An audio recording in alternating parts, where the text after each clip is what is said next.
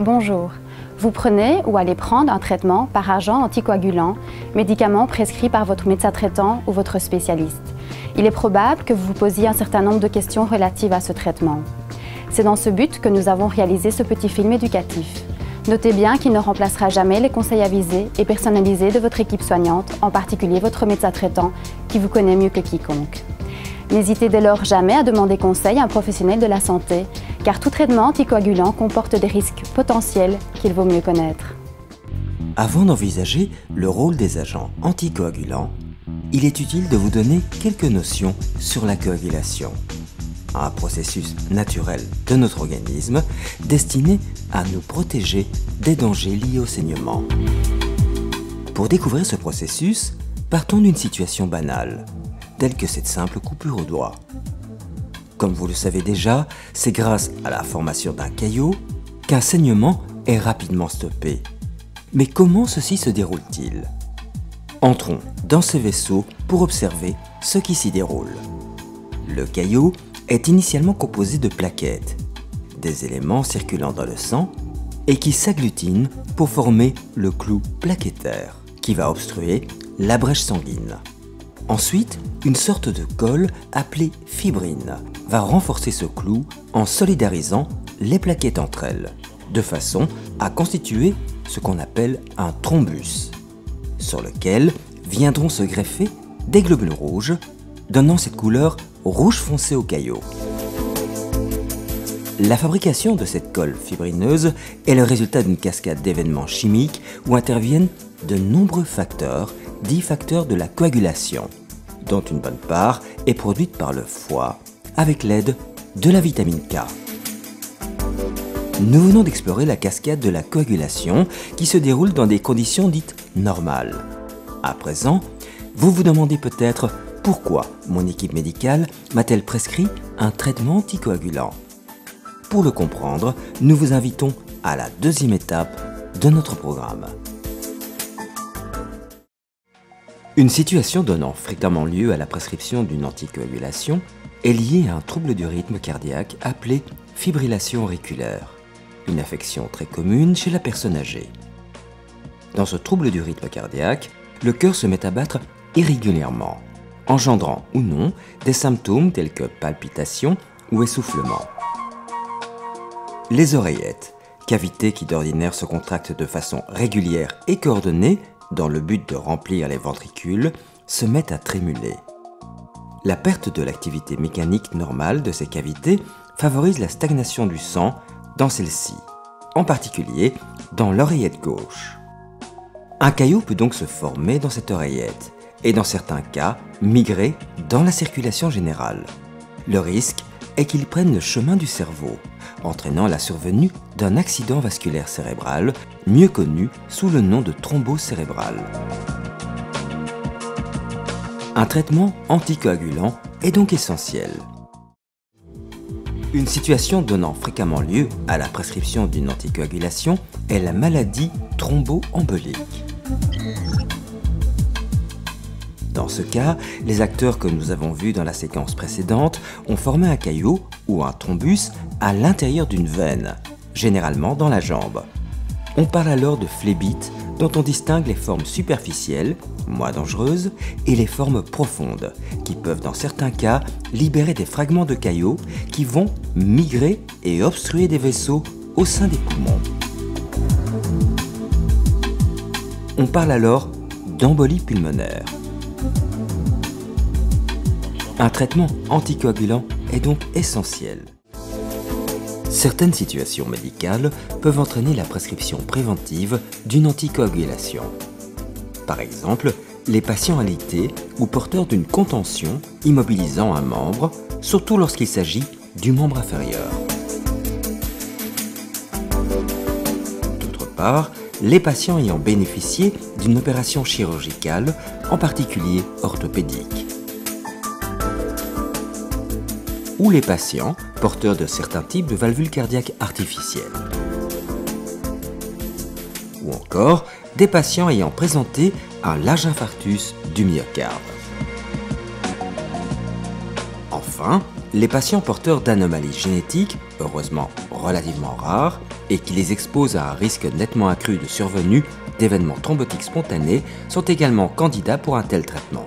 Dans ces situations, les acteurs que nous avons vus dans la séquence précédente peuvent former un caillot ou un thrombus à l'intérieur d'un vaisseau sanguin. Et ce caillot, comme nous l'avons vu, peut migrer dans la circulation générale. Le risque est qu'il prenne le chemin du cerveau, entraînant la survenue d'un accident vasculaire cérébral, mieux connu sous le nom de thrombose cérébrale. Ou qu'il prenne le chemin des poumons, entraînant une embolie pulmonaire. Un traitement anticoagulant est donc essentiel. Nous vous invitons à découvrir les différents types de traitements pouvant être proposés.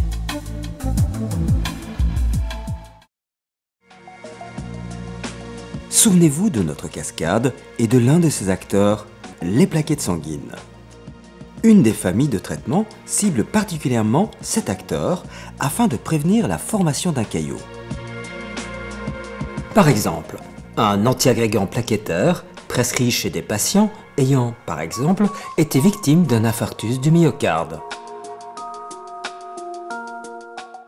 Agit de façon à empêcher la formation des amas de plaquettes. Il en est de même de ces médicaments. Tous ces médicaments appartiennent dès lors à la famille des agents antiagrégants plaquettaires.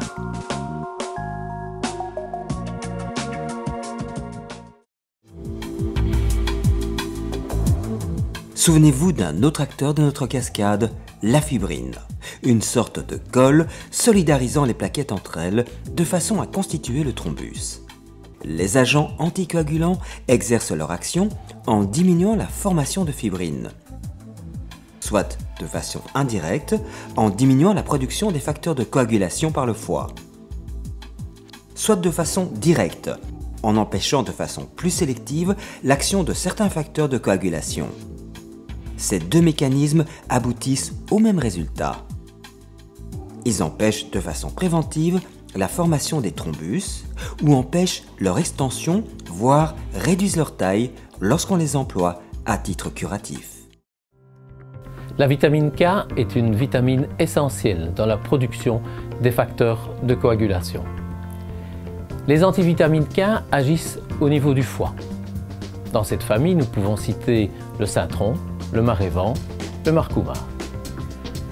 Le challenge de ce traitement par antivitamine K est de situer le niveau de coagulation du patient dans une marge étroite d'efficacité.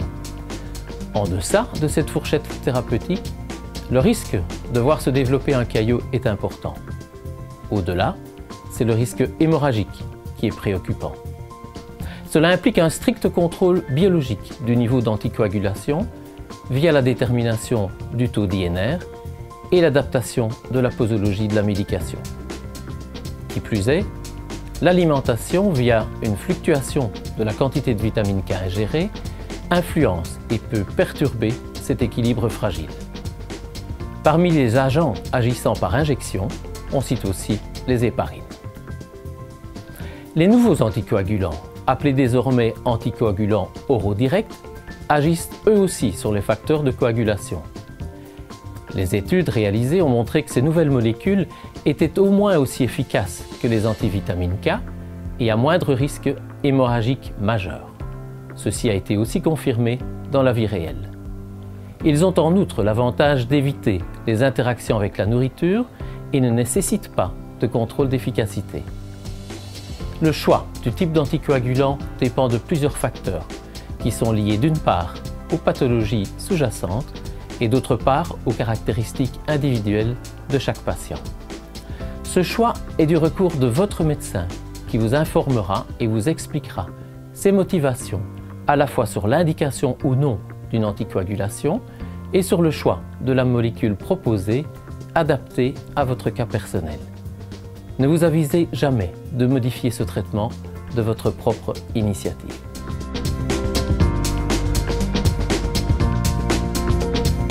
La principale question que je me pose est est-ce que je dois prendre ce traitement qui, il faut le reconnaître, est assez contraignant. Et donc mon médecin m'a beaucoup aidé à l'accepter, parce que c'est vrai qu'il faut le temps pour l'accepter. Et en fait, il m'a vraiment expliqué clairement son importance avec des mots simples. Et j'ai bien compris qu'il était de mon intérêt, bien évidemment, de le prendre et de préférence correctement. Oui, par exemple, j'ai peur d'oublier de prendre le médicament au bon moment. Donc je trouve d'ailleurs que c'est important de se renseigner sur ce qu'il faut faire avant que le cas ne se présente. Puis d'un autre côté, mon épouse m'aide à ce que je prenne le médicament au bon moment. D'un autre côté, j'ai peur aussi des effets secondaires de ce médicament. Je sais que le médicament me protège de risques éventuels de thrombose, mais d'un autre côté, je sais aussi que c'est un médicament qui, en cas de saignement, peut provoquer des dégâts. Donc j'essaye du coup de ne pas me mettre dans ces situations à risque. Par exemple, j'essaie d'éviter les chocs, j'essaie d'éviter de travailler avec des outils tranchants. Voilà.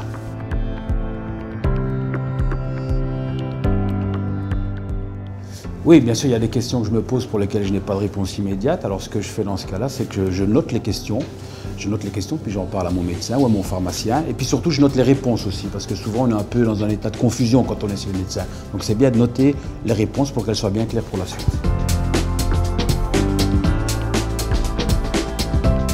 Étant donné que je suis de nature assez prévoyante, j'ai l'habitude de prendre suffisamment de médicaments avec moi, voire même un peu plus, en fait, pour être sûre de bien couvrir la période durant laquelle je pars. Et par exemple, si je dois effectuer un contrôle sanguin, j'ai l'habitude de m'informer au préalable pour voir un petit peu quelles sont les possibilités locales. Et je pense vraiment qu'avec un minimum de bon sens et d'organisation, il y a vraiment toujours moyen de se débrouiller.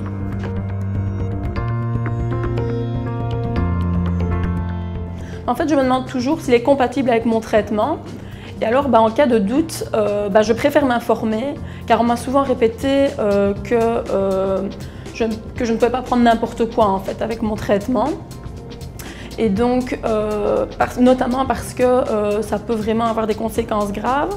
Et donc, je pense vraiment, par exemple, je prends un exemple, les anti-inflammatoires, je sais bien que c'est quelque chose dont il faut se méfier.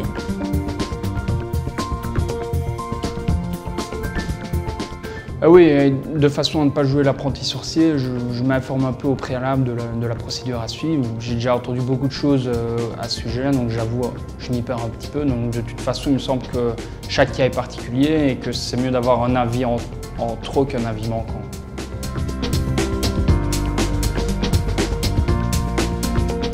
Bon, alors si c'est un petit saignement de nez ou une petite coupure, je fais comme tout le monde, j'appuie sur la zone là, et j'attends que ça passe.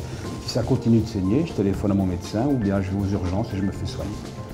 Heureusement, moi je n'ai pas été coupé, il faut dire que j'ai arrêté de passer mes soirées avec ma tronçonneuse.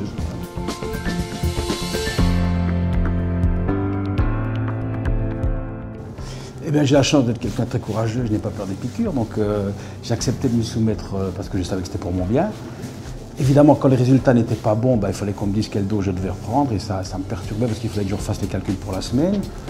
Aujourd'hui, je prends un anticoagulant qui ne nécessite pas de prise de sang régulière, donc c'est plus facile. Mais je sais que beaucoup de gens ne peuvent pas prendre cet anticoagulant et c'est un peu contraignant, mais il faut faire avec.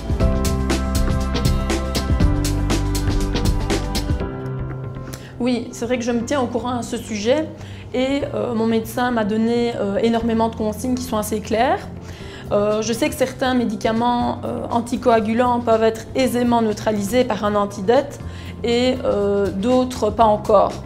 Et en fait, je dirais un peu que c'est comme quand on achète une voiture. Donc c'est vrai que quand on achète une voiture, on va avoir tendance un peu à comparer les problèmes éventuels de chaque modèle. Et je me dis que quand ça concerne notre vie, c'est important aussi de le faire au sujet d'un médicament, car en effet, il conditionne notre vie. Oui, bien sûr, parce qu'il me connaît depuis des années, donc si j'ai le moindre doute en ce qui concerne mon traitement, que ce soit au niveau des anticoagulants ou autre chose, je n'hésite pas à le contacter pour avoir son avis ou du moins un conseil de sa part.